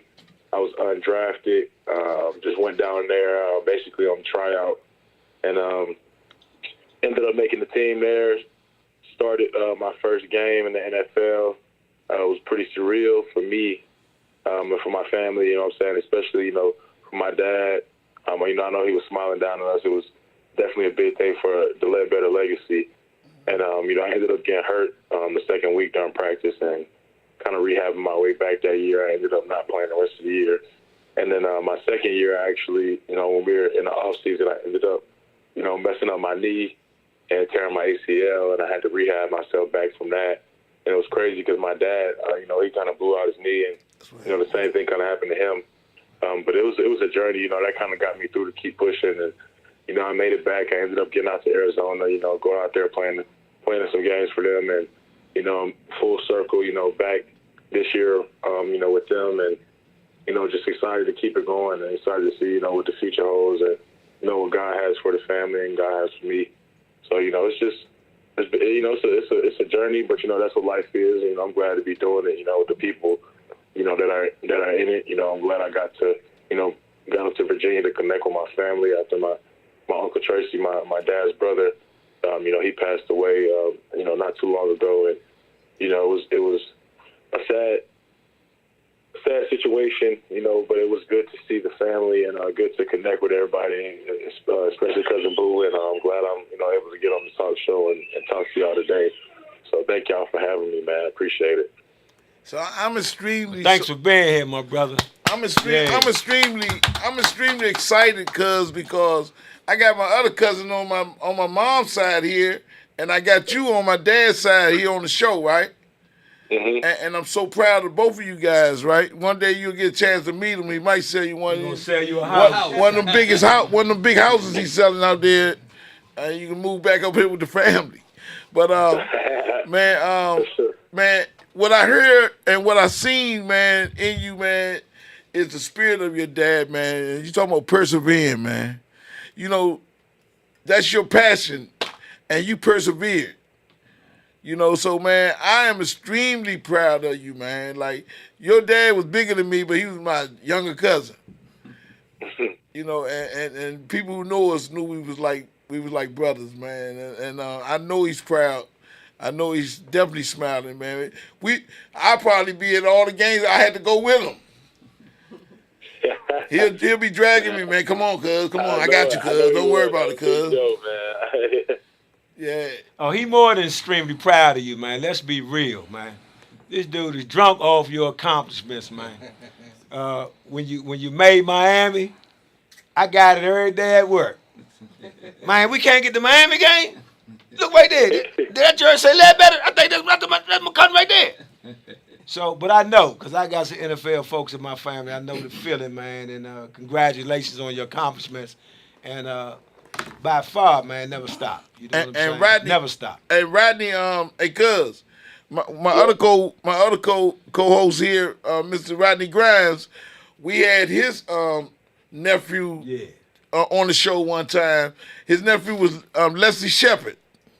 Okay. Yeah. Wide receiver. Wide receiver. He know about him. Yeah, cuz I know about him. Yeah, we had him on the show one time, man, and I know he can definitely attest to being proud. Oh yeah, I mean, ain't nothing like going down in the locker room, you know, and chilling with when Gus Farad and all them was there. You know, I'm standing there, you know, and getting personal autographs and picking up their gloves when they drop them, and go home and wash them, you know. But no, much respect to you, much respect. So, Man, I appreciate that, man. Thank y'all guys again, man. And cuz, let me tell you this. Also in the studio right here, we have my childhood friend. He knows your father. He knows your dad very well. Tracy Braxton's husband is in the studio, Kevin Surratt. He wants that. Man, what's up, man? Nice to meet you, man. Hey, the pleasure's mine, man. And I just wanted to tell you, I commend you. I did watch that national championship game, and I want to commend you on your level. People don't realize that the NFL is the biggest platform in the U.S., and I commend you on even making it to that level. Man. You know, because it's very few that do.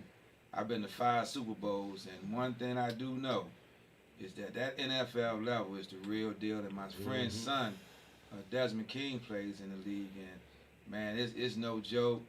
And take care of yourself, and I just commend you, young man, of just, you know, reaching that platform, man. It's a beautiful thing. Yeah. And cut. Go ahead. What team do he play for again? Arizona Cardinals, number 93.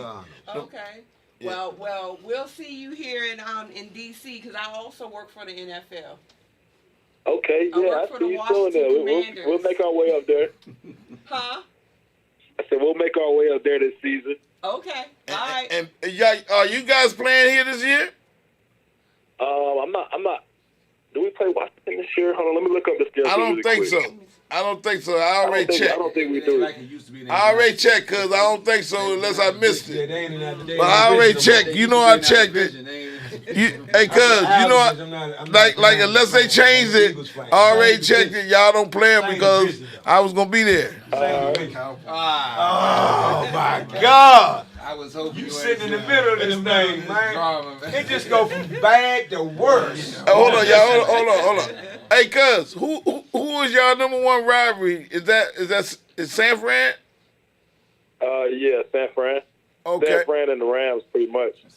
Okay, and the Rams. Oh man, you got. That's the champions. Y'all got a hell of a division out there, man. Yeah, man, it's a different one out here, man. But you know we can get it done for sure. Y'all got a good squad this year. Y'all better hold on to that boy Murray, man, and stop playing. Because if Shorty leave the stadium, you better go with him and make sure he coming back. Because if he leave the stadium and don't come back, Slim, it don't sound too good for the home team. I know you're gonna do what you can do on the defensive side, but Hey, cuz what they don't. We were talking about being passionate about your passion. What they don't factor in is the breeding. here you go. And they don't factor in the That breeding. ain't gonna get you no W's, man. No. What I'm saying is, you know, I knew you was gonna make the teams once they gave you a chance to try out. I knew it. I already. Your brother Joe tell you. I said I knew it because we got the it factor. Everybody don't have it. Some people are lash on to you and thinking that okay, I learned a little bit from you. I can go out and do it too. Everybody don't have it. Yeah. And what I'm saying, what it is the great is the favor of God. Everybody don't have that, man. That's right. And favor had you're nothing to do exactly with, right. with us. I'm a firm believer in that as well.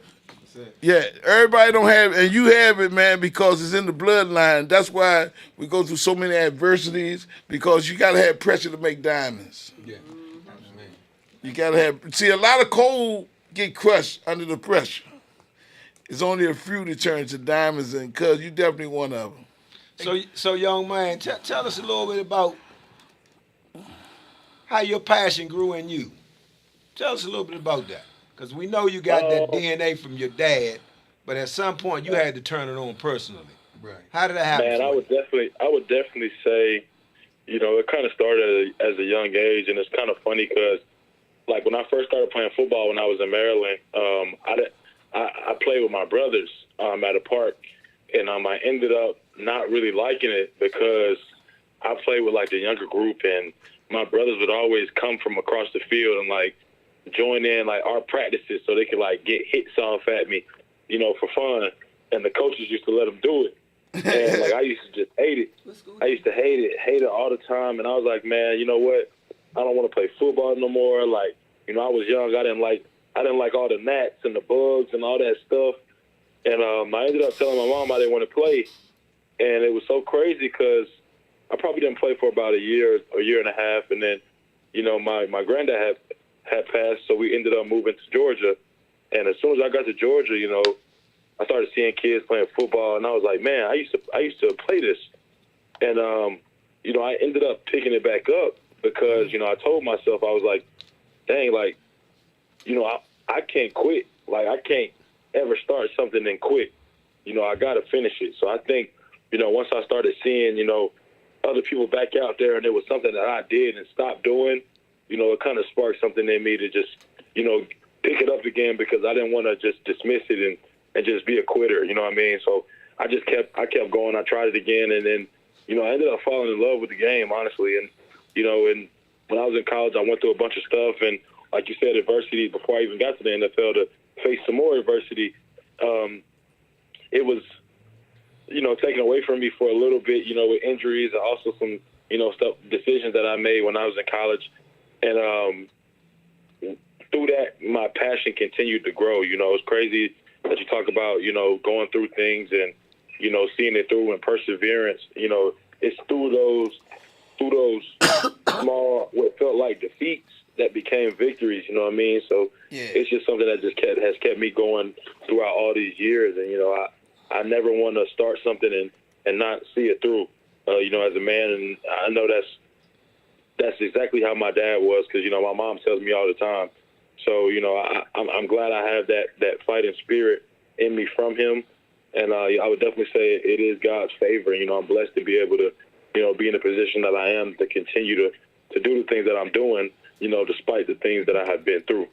And it's pretty cool. Sound like you had a strong mother on the team, too, there, boss. Oh, yeah, she definitely strong. Sound like you had a strong mom on the team. Yeah. Yeah. Her and my wife share the same name. Okay. They was asking, Amy asked a question, what was the team in Maryland? Because I think you stayed out there before?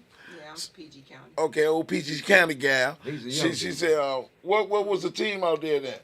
Man, I have no idea, man. We lived in Fort Detrick in Frederick, Maryland. Oh. Oh, you was out there. Yeah, you was out there in the military. You said mom was in the military. Now, what town were you in Georgia? Say it again. Where did you live in Georgia? High school. Stone Mountain. Where at? Stone Mountain. Stone Mountain. Oh, Stone Mountain. Okay. And you okay. and your brother also played at Oak Hill, right? My two older brothers did. Okay, they played Oak Hill. Okay. Okay. Excuse me. So I know Georgia had a good recruitment from the DC area. I knew two running backs over the years that played down in Georgia. One was an All-American back in the early 2000s from DC. So they have a good record of coming up north. But you guys play year round, right? In high school. In Georgia, Yeah. not year round. It's not A heavy spring schedule though, right? That. It's just you play during the season, but you always working out and always training pretty Right. much. Now, down in Miami, did you ever work out at any of those local gyms down in Miami? Because my nephew runs a big gym down there with Brandon Marshall. You ever heard of the House of Athletes? Yeah, I've been there before. Oh, okay. Then you know Isaiah Ross? I feel like I met him before. I only Yeah, he been w- one time. I didn't go in the facility. I went to do some D-line field work when I was down there with another Okay. guy, another trainer. But I'm supposed to be going down to Miami meeting one of my teammates. He works out there every year. He's been there the last few years. But I know they got a bunch of guys there. I know the trainer, the running coach, Mhm. Mo. And I know Brandon. But I feel like I probably met Isaiah. But Yeah, he worked you with know all the what I'm saying? linemen down there. Okay. Oh yeah. For sure. Yeah, I know what you're talking about. Okay, so when you got the dreads and all that, so when you run across him, tell him Uncle Nate said, handle that business. For sure, I will. See, I'll be everybody down on here in a this few weeks. I'll platform make sure I today, tell 'em for you. For sure. everybody on this platform today, cuz has definitely been passionate about their passion and found their passion and has been passionate about it. That's a good thing about this segment today. That we can honestly say we got a passionate group of people. You know what I'm saying? There's definitely all in one place, and you had graced us with your call, cuz, and it's a blessing, man. I It's want to definitely- say it's a great thing, man, that you have a family legacy that you are passionate about keeping alive from your father's life experiences and through your family keeping that alive and your mom confirming it and keep you in play to have it come to fruit in your life, because a lot of us from our African American black community don't have that, right? Mhm. Because you can bet that you can look at every black household and say there was some excellence over the years in that family that got washed away or washed out by drama, alcohol, drugs, jails, institutions, whatever the case may have been. Some mishap. Some mishap, but some excellence just got kind of like it was a side conversation. Like Nate, Right. on that note, I want you to know, cuz, that when I was thinking about this, and I wanted you and my cousin over here, Mr. Raynard Martin Jr. I was thinking about, cause I know y'all flight. You know what I'm saying? I know your flight. I know what you and you was picked to be like 6th round. We just talking about coming to the NFL. Into that, he was picked at least like be 5th or 6th round. He was at the Senior Bowl. Most everybody that's at the Senior Bowl, the quarterback for the Giants, he was he was there. I remember seeing him there. He got picked like in the what was like real early in the 1st round. Right? Jones, the Jones guy, right? Right. He was there. Yeah. And Cuz did great there. I seen him. He was in tackles. He did a great job at the Senior Bowl, right? And it's usually those who get the adversities and keep striving. You already did greatness. We was talking about that it's not monetary. Your passion is not monetary.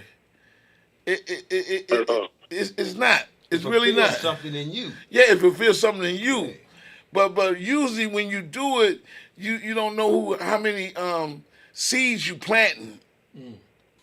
You know what I'm saying? Like, cause if you never play another down, you done did something great for people who know you. If you don't even play another down, but I know you're gonna do a lot of great things, even more. But even if you don't, I feel like I'm just getting started, but I yeah. definitely understand. You understand where I'm coming from? It's a great accomplishment. You know what I mean? Man, it's huge. Yeah. It's huge not only because you're in the league, but what you had endured, man. I know about the college thing and all that. Man, most people don't get it's Allen Iverson like. But the one thing about the NFL that I like to always talk about is the NFL is the most brutal sport Come on, man. all day. All day. That sport is It's brutal. a car crash every snap. Every snap, man. Every snap. So, Grown men. yeah. No, the velocity of the impact Yeah. is like a car crash. Yeah. That's why when he Yeah. was talking about all of his Every injuries snap. Yeah. and third, And to overcome them. yeah, and then not only that, it's not forever. So Right. Yeah. after a while, it's like Your it body hit can't one- take but so much. Yeah, you get hit that one time, and Lord forbid, I don't want it to ever happen to you, sweetie, but you have like a backup or something to fall back on if for any reason something, Well, and thinking about that, because it's certain things in life, and the NFL is one of them. Was when my nephew was playing, I remember he was running across the middle, which they said running across the middle is one of the most dangerous things that you can For a do. wide receiver. Yeah. Wide receiver, that And we- pop pass. yeah. He played while he's Yeah, he listen, was wide receiver, and I was in the stadium, and they was playing the Minnesota Vikings, and my nephew had a reputation for going across the middle, and they wanted him to know, don't do that Don't today, do that today. Yeah. right? Well, he did, and he got hit, so they stopped the game for a minute, and they had to take my nephew off the field, I was there. right? You remember that? Yes, dude. And I was sitting up there because I thought he killed him. So when we got home, believe me, he was. Huh? Oh man, he ran. Let me tell you what he told me. He said, "Uncle Rod, I'm gonna tell you what I felt like." He said, "It felt like I ran into a train, going full speed."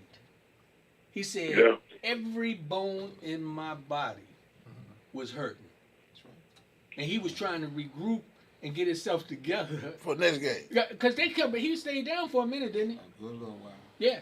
They had to take him out there. They had to take him out of there. And I'm trying to think, did he injure himself or did he knock the wind out of him? No, well, he was running across. He was going across the middle, but he pretty much knocked the wind out of him. Yeah, that's what I thought. Yeah. Not more than the winner. I remember because it happened to me. It happened to me when I was playing football. Knocked the wind. So I remember that play so clear. I was like, man, because I feel like the quarterback set me up because it was in practice. Oh man. It was in practice. when he got it. Hey, cuz we was talking about how many we was talking about just growing up and how many great athletes or people, we was just talking about, that we had some thorough. When I say thorough, I don't just mean no violence. I'm talking about thorough and principled. Thorough and complete. Yeah, thorough and complete men that came out of our area. Your dad is like a legend. Your dad is like your dad is like a folk hero that comes out of Alexandria. I'm talking about like when they talk about Big Joe, they talk about it in the terms of endearment. Not because he played football, because the person he was. The person he was, your dad, Ray now can go to his dad and get legendary stories about your dad. Your dad was a great person. You know what I'm saying? Yeah, I do. Yeah, and you are an image of that. Forget the football. You and your brothers, man, y'all, the times that I've been around y'all and the times I talk to you on the phone, man, it warms my heart because it has nothing to, man, money don't move me. So people don't understand that. Money don't move me. I know I got a habit for certain things and to live and certain, but man, it don't. It don't. Money's not everything. It don't move. If my necessary needs are met, what really moves me is stuff like that, where you became well-rounded men, Yes. young men. Like this, Exactly. this is the kind of stuff that moves me. This is Yes. this way we talk about the passion. Passion. Yes. When I see this, man, it warms my heart. I get goose pimples. And Because motivates that's my passion, is to see us be better as a people. you. Yes. You know what I'm saying? To see us be better as a people. My wife will tell you, I might get a young dude that's begging for some money in front of 7-Eleven, but what come with it? Speech. Oh, they gotta get it. Cause I give it to them. They gotta get it. They gotta get it. Like, you I said, gonna man, I'm gonna ask give you for this some money, you gonna have a $5. conversation. I'm gonna give you this $5. I'm gonna give you gonna hear something. this here. I'm gonna give you something more valuable than it. Yeah. That's right. you know. And then like I'm gonna tell you what was one of the great things we talked about, man. Seeing your people flourish as people, right? When I go to work one day, and me and my wife just went to the supermarket somewhere in Maryland, and I talked to the guy. We was about Walmart or something, right, babe? And I tell the guy where to come to, get some help. You ain't gotta live like this. Right, right.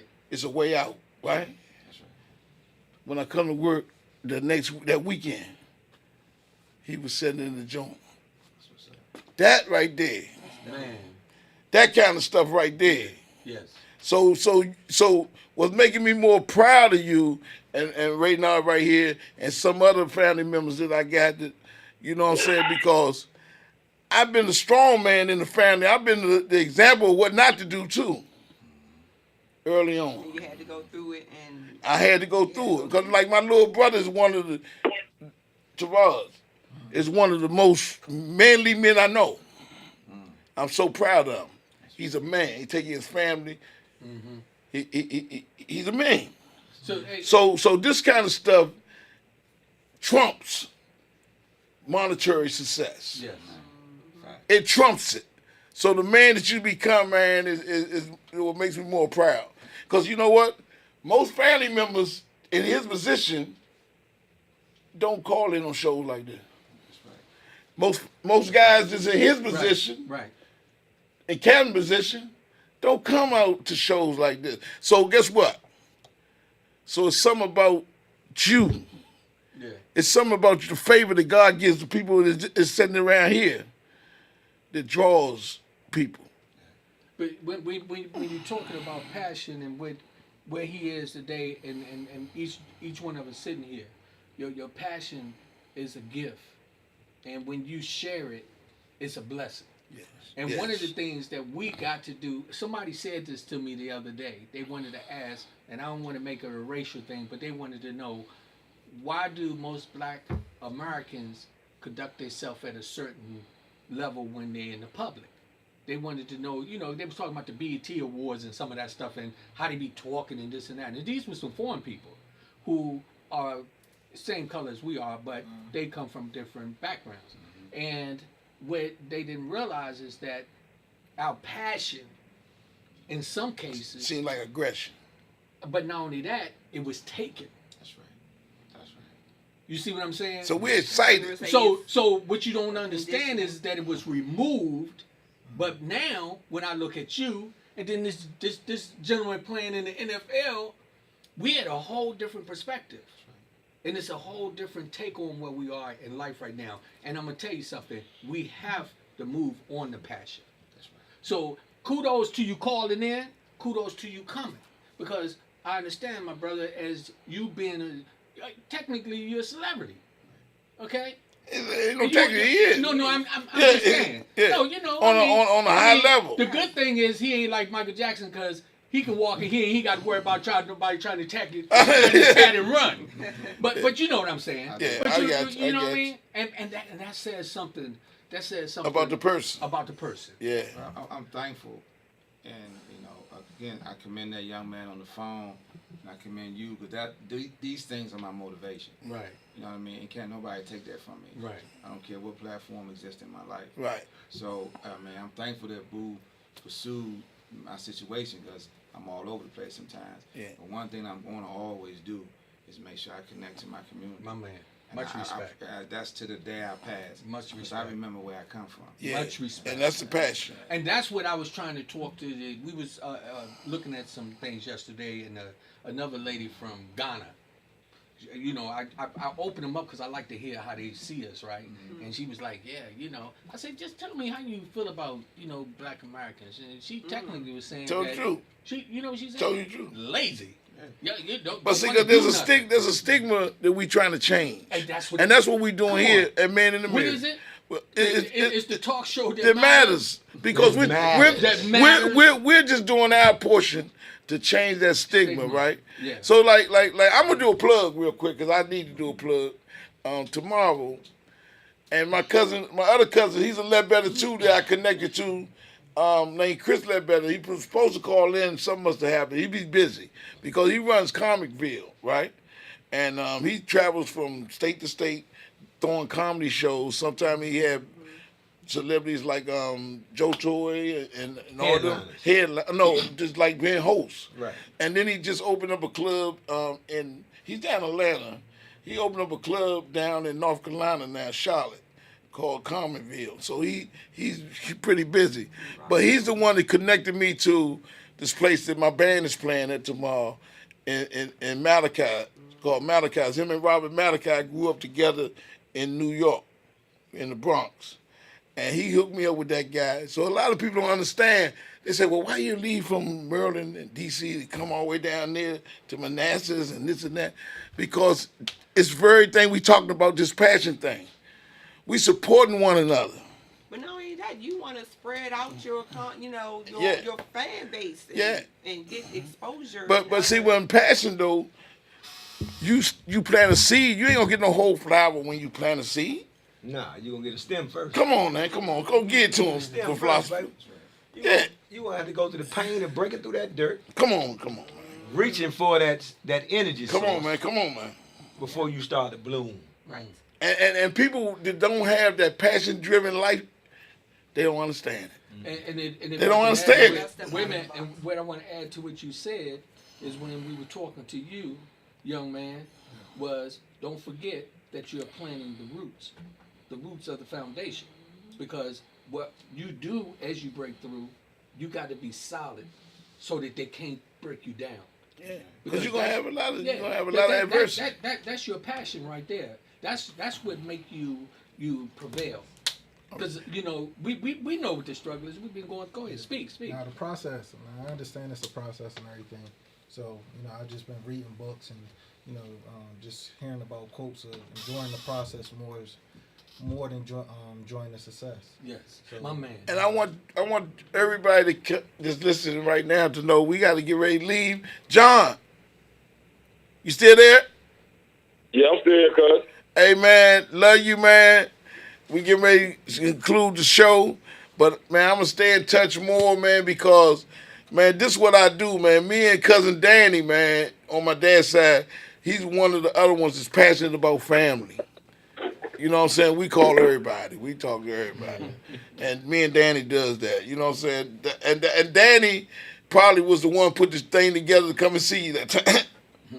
Because that's what Man, man, shoot, I appreciate it, man. Just let me know. Just hit me up. You know I'm here. I already I'll call know, up whenever man. you need me, And we finally got out. Look, when he left Miami, I know y'all seen with that Miami joint on. I'm a Raiders fan, but I'm a fan of this guy. So I had the Miami jersey with Ledbetter, 93. Yeah. Then he went to Arizona Atlanta. came in now. Then he went to Atlanta. I mean Arizona. Let's switch up. I said, man, but I'm gonna do it every time, man, because I ain't no doubt about it. Because we gotta encourage one another, y'all. We I gotta want to say this in support one closing because I another. know we about to close. Go ahead. About the passion. I know you've gotten a lot of information from all these old heads around the OT. I feel like the weight of the Soaking it room in. is on you. But that's because we are passionate That's right. My man. about your future. Yes. I Right? appreciate it. So I just want to leave you with this. Everything that you already have inside of you is what's required for your future. Go ahead, Nate. All you doing is adding on to it. The things that you got from the womb is the same things that are going to take you to the tomb. The process of that dash between those two dates is just your deal of addition. It's your journey. It looks like a minus sign, Yeah, it ain't. but when you stand in front of it, you make the horizontal line to make it a plus. Go ahead, man.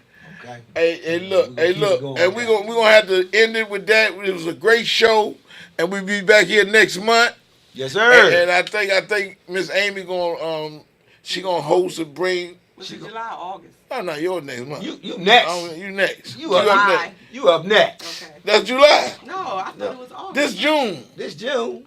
Right, and tomorrow is July. Okay. So it's August. No, it's, No, it's the it's the end last week of July. It's the last Thursday, y'all, of each Last month. Thursday of July, and Amy's up on I'm deck. gonna She on deck. because I believe it was August, but it can be July. That's fine. You It's, next. it's July. Yeah. So we I gonna. already had my lineup 2 months ago. Okay. That's what I'm That's that talking passion. about. That's that passion. That's what I'm Hey, look, we like to talking thank. Hey, Yo, John, we these like to old thank you dudes for calling in again, cuz. I'm gonna talk to you We're soon. gonna thank our production staff, these Production wonderful staff. ladies over here. We'll thank my ride and die. Yeah, we got 5 minutes still because we came We got, in 5 minutes late. hold up, cuz. Wait a minute. We do have 5 minutes. Final words, though. So we want to thank, you guys for coming through. Let's give our 2 guests a final word. Let's What start you guys off with the wanna young say? man since he got the heavy dollars today. Yeah. Go ahead, man. I just want to say I appreciate it.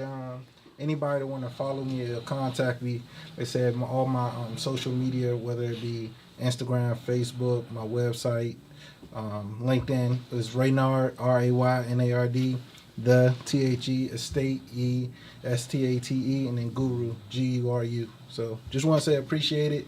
Raynard, the estate guru. Yeah, so I'm Come here. on, I'm man. here Come to on, serve man. y'all and Come just give my value, even if y'all don't want nothing. Or y'all may not be able to purchase a house right now. I could just give my value. How you gonna say that we ain't on personal house? Huh? Hold up, man. No, what he's saying is, if you're not ready to lie, I just messing with him. I'm messing with him. out Hey, in look, Mo County. I gotta mess with him. And looking at a That's house what we out do. there in the round hill. That's the Jones side. Look, that's the Oh, Jones we got side. real estate agent. Now, see. Hey, but you know what? I threw that at him, man. Keep on doing it, man. Because man, I can tell you passionate about like this young gentleman right here said when you was talking about it, man. You glow when you talk about your passion. It illuminates from you. You see when this guy here, Mr. Surratt, when he started talking about helping them kids. Yeah. Man, I seen the aura. What you call that? You got that glow. Yeah, that glow, hype man. glow. I see it, man. But the beautiful thing is, one, I thank y'all for having me today. I really appreciate it. And to see Raynard and to know, from which he came, his mom and dad, it's a beautiful thing to see that. And Yeah.